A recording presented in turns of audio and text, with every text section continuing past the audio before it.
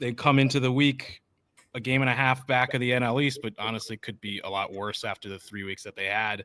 Still have a game and a half lead over the Brewers for the first wild card spot and 3.5 games of cushion of the playoff spots in general. So, after a productive week, what's the vibe check for you? How are you feeling about things? Do you think the Mets are back, or are there still some things that are concerning you?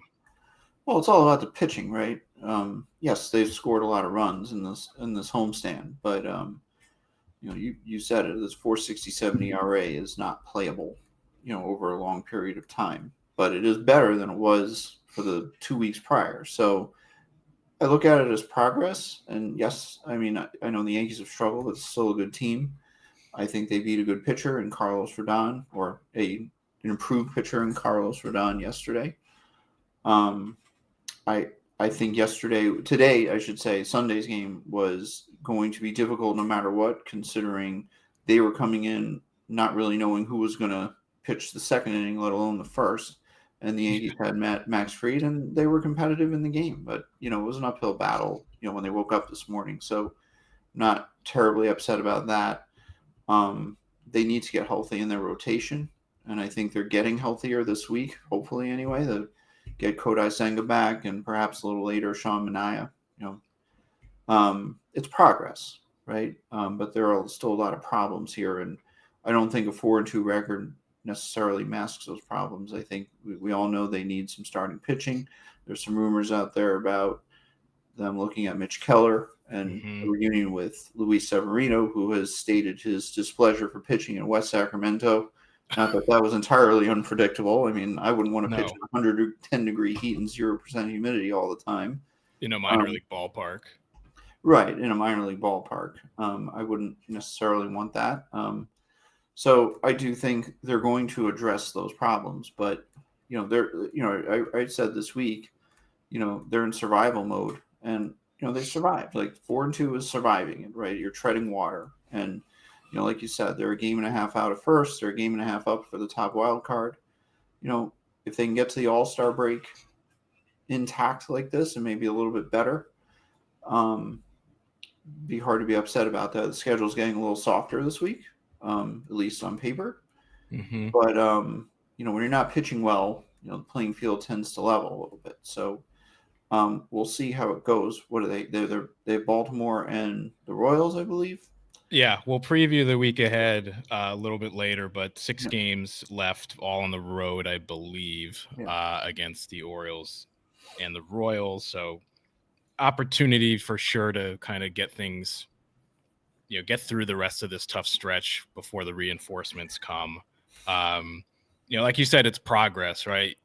They were 3-14 before that over a 17-game stretch.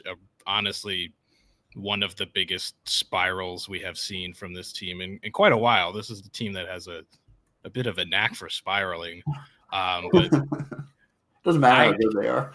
Yeah, I can't remember the last time it got that bad over that long of a stretch of time. Even 2022, they had a winning record in that September. They just got chased down in a pretty epic way. So it's kind of even hard to compare it there. It's honestly probably going back to those like 07, 08 teams. And luckily for this team, this happened in June, where you have the opportunity to bounce back from that. Whereas May of 2024 was pretty rough. That was bad. But then they snapped their fingers and they put the whole thing together, which was, why it's so easy to forget that. But last May was, remember where they were, May 30th, so they were 11 games under. So not exactly 11 games under now. They survived it, right? They fell to 10 or 11 games over in the midst of all this. So, if they manage to get to the playoffs and, they modify the team in the process, you won't look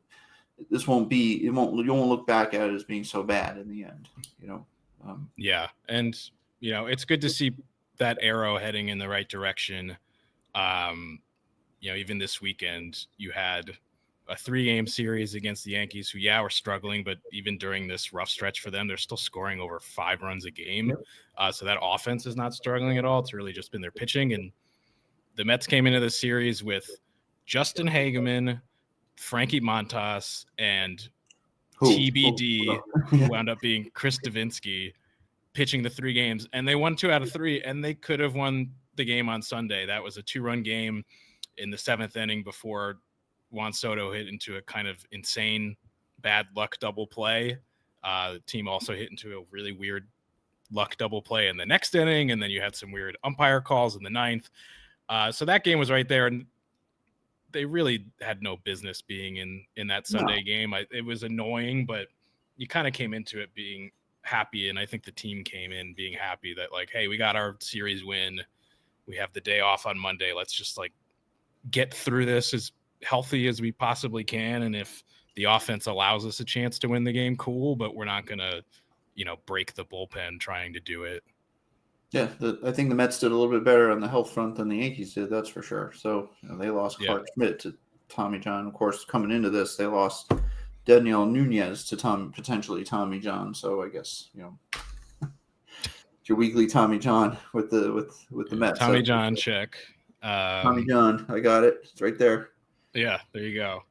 Coming off of this week, which has been a really good one, we're going to have this weekly segment that we do in all of our episodes called the Mets Player of the Week.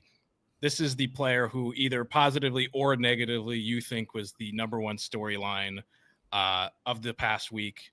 I think had we done this a couple weeks ago, it would have been a lot of picking guys for the negative. I think there's a lot of good positive choices for this week. Absolutely. So, Mike, who is your choice as the Mets Player of the Week? It's got to be Brandon Nimmo. I mean, he's probably going to win Player of the Week in the National League. I mean, you had 2 grand slams, 9 RBI.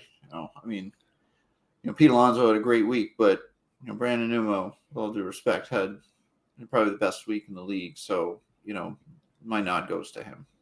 Yeah, it's tough to argue with a guy that hits 3 home runs and 2 grand slams over 6 games. Nimmo also, I believe, the first Met to hit 3 grand slams in a season since Carlos Beltran did it in the late 2000s. And we're only in July, so there's going to be opportunities potentially for Nimmo to hit some more of those. I think that's the obvious choice. I think a lot of guys are in the conversation for sure. I would, just because you went with Nimmo, I'll probably have to go with Juan Soto. He hit 333.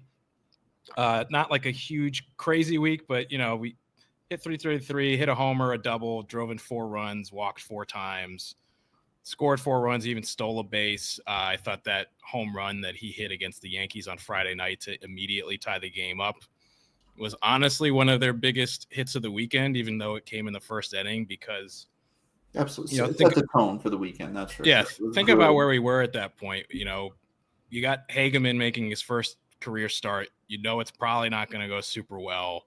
He put a couple balls on a tee in the first inning too. Yeah, the first 2 hitters of the game hit home runs, and I think I tweeted through the Just Mets account, maybe go outside today. It was July 4th too, so it's just like, maybe let's not do this. And it looked like it was going to be a really long weekend, similar to the first Subway Series where the Mets didn't play particularly well.